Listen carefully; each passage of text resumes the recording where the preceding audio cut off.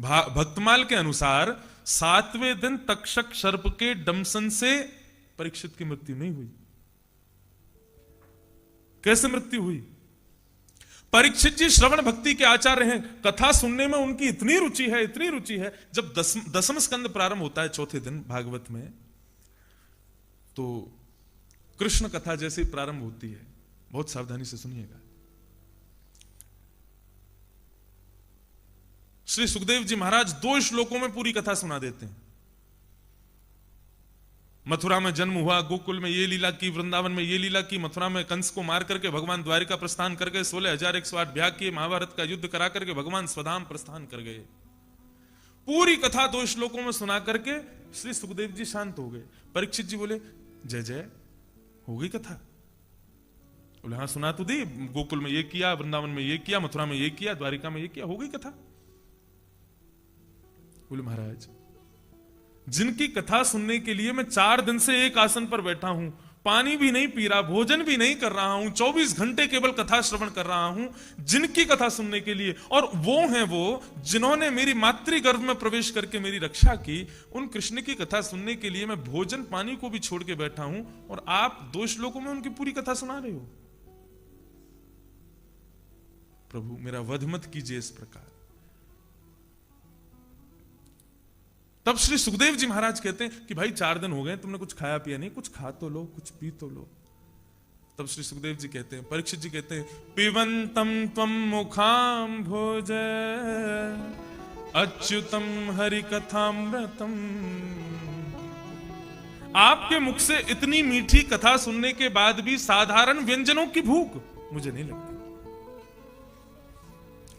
दुनिया में सबसे ज्यादा असहनीय क्या है? क्या है? भूख। और यह बात कहां लिखी है? महाभारत में।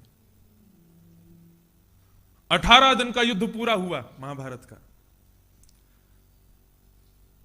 एक युवती, एक नारी ऐसी है जिसने 18 दिन तक भोजन नहीं किया था। कौन?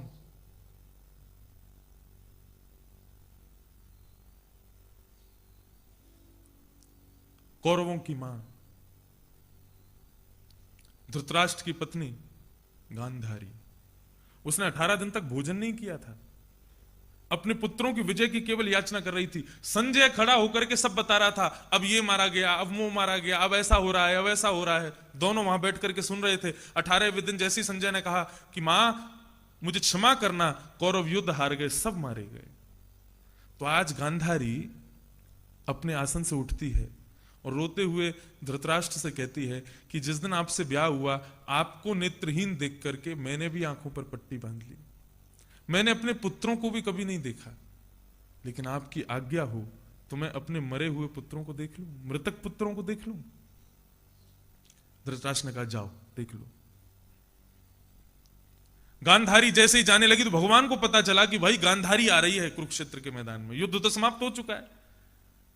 सोई भगवान गए और बीच युद्ध मैदान में, कुरुक्षेत्र में, बीच में एक बेर का पेड़ बनकर के खड़े हो गए। भूख लगी हो, भोजन भले ही दिखे ना, केवल उसकी सुगंधी आ जाए तो भूख और तेज हो जाती है। गांधारी ने 18 दिन से कुछ खाया नहीं था, जा रही है अपने पुत्रों का शोक मनाने के लिए, पहली बार उनको देखने के लिए। जैसे कुरुक्षेत्र के मैदान में गई तभी उसको सुगंधी आने लगी। अच्छा एक और चीज बताएं, जब भूख लगती है ना तो आपकी ग्रहण्य शक्ति जो नाक है, उसकी सुगंधी की जो शक्ति है वो और समय से 4 गुना ज्यादा हो जाती है। भोजन बन रहा है पुराने वाले फूलचट्टी आश्रम में और आप 2 दिन के भूखे यहां बैठे हो कमरे में, तो आपको वहां से गोभी की खुशबू आ जाएगी, आलू के पराठे की खुशबू यहां तक आ जाएगी, कुछ तो बन रहा है, हींग की खुशबू आ जाएगी। गांधारी ने जैसी बेर की खुशबू को देखा, ढूंढने लगी बेर का पेड़ कहां है। संजय बोला यहां पर इतने प्रचंड बाढ़ चले, कोई वृक्ष हो ही नहीं सकता। तभी गांधारी ने देख देख वो रहा बेर का पेड़। संजय से बोली जल्दी लाओ, कुछ व्यवस्था लाओ, मैं अपने पुत्रों को बाद में मिलूंगी, पहले कुछ खा लूं, कम से कम आंसू निकलें, उसके लिए भी तो अंदर कुछ हो। शक्ति बिल्कुल नहीं है मुझ में, असहनीय हो गई बिल्कुल। संजय को बोला कुछ लाओ, इस पेड़ पर मुझे चढ़ना है, बेर तोड़ने हैं। संजय कुछ लेने के लिए गया, इतने में भी बेर को देख करके इतनी व्याकुल हुई, कुछ नहीं सोचा, वहां पड़े हुए मरे हुए शवों को पकड़ पकड़ करके लाई और एक के ऊपर एक को डालते डालते उसने सिद्धि बना दी। और ज्यों ज्यों ऊपर चढ़ती जाए बेर का पेड़ त्यों त्यों ऊपर होता जाए। भगवान ही थे। 100 शव एक के ऊपर एक रख दिए। तब गांधारी 100वें शव की छाती पर खड़ी थी और हाथ में बेर लेकर के जैसे ही तोड़ा तुरंत वृक्ष अंतर ध्यान हो गया। शंख चक्र गदा पद्मधारी द्वारिकाधीश प्रकट हो गए। काकी जी प्रणाम। गांधारी बोली आप जरूर कृष्ण है ना? बोले हाँ मैं कृष्ण हूं। आप यहां क्या कर रही हो? बोले महाभारत युद्ध में मेरे पुत्र मारे गए तो मैंने सोचा जीवन भर तो देखा नहीं, आज उन सबके मुखमंडल को देख लूं। मेरे लाल, मेरे पूत, मेरे बालक कैसे हैं, मैं जाके उनको देख तो लूं। भगवान बोले देख लिया? फिर दुर्योधन को देखा आपने? दुशासन को देखा? बोले नहीं अभी तो नहीं देखा, भूख लगी थी, बेर खा रही थी, अभी तक नहीं देखा। चलो आपको कहीं जाना नहीं पड़ेगा, नीचे नजर कर लो, आप जिसकी छाती पे खड़ी हो ये सारे 100 के 100 आपके पुत्र हैं। गांधारी तो बेचैन हो गई और उसने भगवान के श्री चरणों में प्रणाम किया और तब ये श्लोक गाया, दुनिया का सबसे बड़ा कष्ट क्या है? लिख लीजिएगा। वासुदेव जरा कष्टम कष्टम निधन जीवनम पुत्र शोक महाकष्टम कष्टात् कष्ट करे क्षुधा। हे कन्हैया, इस संसार का सबसे पहला कष्ट है बुढ़ापा, वृद्धावस्था। लेकिन उससे भी बड़ा कष्ट क्या है? बोले कष्ट वासुदेव जरा कष्टम कष्टम निर्धन जीवनम। बुढ़ापे के साथ साथ निर्धन हो जाना, ये उससे भी बड़ा कष्ट है। एक तो है कि आप बुढ़े तो हो गए लेकिन धनवान हो तो चल जाएगा, लेकिन बुढ़ापे में निर्धनता, ये उससे भी बड़ा कष्ट है। और उससे भी बड़ा कष्ट क्या है? बोले पुत्र शोक महाकष्टम।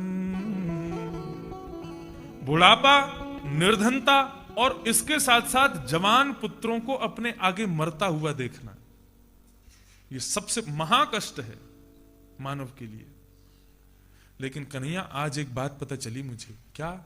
बोले इन सब से भी प्रचंड एक कष्ट है। बोले कौन सा कष्ट? बोले कष्टात् कष्ट कर क्षुधा।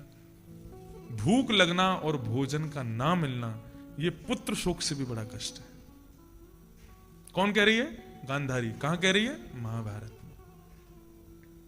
इसलिए हमारे शास्त्र कहते हैं अन्न का कण बर्बाद नहीं करना चाहिए। जो व्यक्ति अपनी थाली में एक कण भी छोड़ता है तो कणों को गिन ले, कितने छोड़े मैंने, उतने लोग उसकी वजह से आज भूखे सोएंगे और उनके भूखे सोने का पाप उसको लगेगा। संत का क्षण और अन्न का कण कभी बर्बाद नहीं करना चाहिए।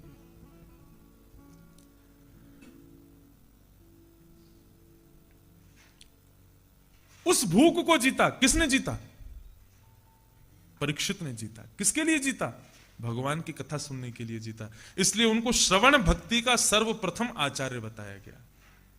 श्रवण रसिक कहीं सुने ना परीक्षित से, पान हूं करत लागी कोटि गुण प्यास है। ऐसा प्रेमी कथा का परीक्षित, जिसने भोजन पानी को भी छोड़ दिया। बोले आपकी वाणी ही मेरे लिए तृप्ति कर रही है, आपकी वाणी ही भोजन का काम कर रही है। जब अंतिम क्षण आया, 7वां दिन आया, और 7वां दिन आकर के श्री सुखदेव जी महाराज कहने लगे कि परीक्षित, नाम संकीर्तनम यस्य सर्व पाप प्रणाशनो प्रणामो दुख समन्म तम नमामि हरिम परम। अब कथा विराम हो रही है, तो जिस कथा के वजह से 7 दिन तक भोजन तक नहीं किया, उस कथा, अब वो कथा नहीं सुन पाऊंगा, इस वियोग में परीक्षित के प्राण निकल गए कि अब जब कथा ही नहीं रही तो मैं जीवित कैसे रहूंगा। तो फिर तक्षक सर्प, बोले तक्षक सर्प ने तो केवल आकर के परीक्षित का अंतिम संस्कार किया था, बाकी मृत्यु तो जैसे ही कथा विराम हुई, कथा के विराम के वियोग में परीक्षित के प्राण निकल गए कि अब जब मैं कुछ सुन ही नहीं सकता तो मैं जी करके क्या करूं। ये बात कौन कहती है? भक्तिमाल जी कहती है। श्रवण रसिक कहीं सुने ना परीक्षित से।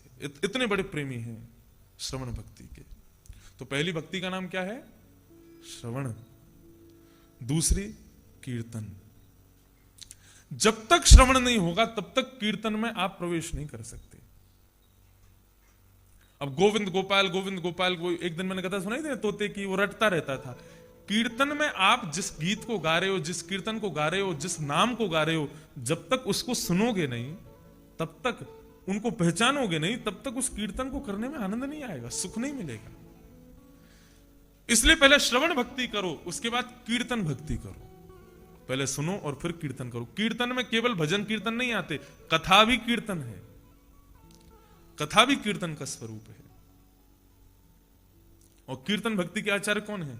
कीर्तन भक्ति के आचार्य हैं श्री सुखदेव जी महाराज, जिन्होंने 7 दिन 7 रात्रि 24 घंटे कथा सुनाई परीक्षित को। हमारी आपकी तरह 4 घंटे नहीं होती थी।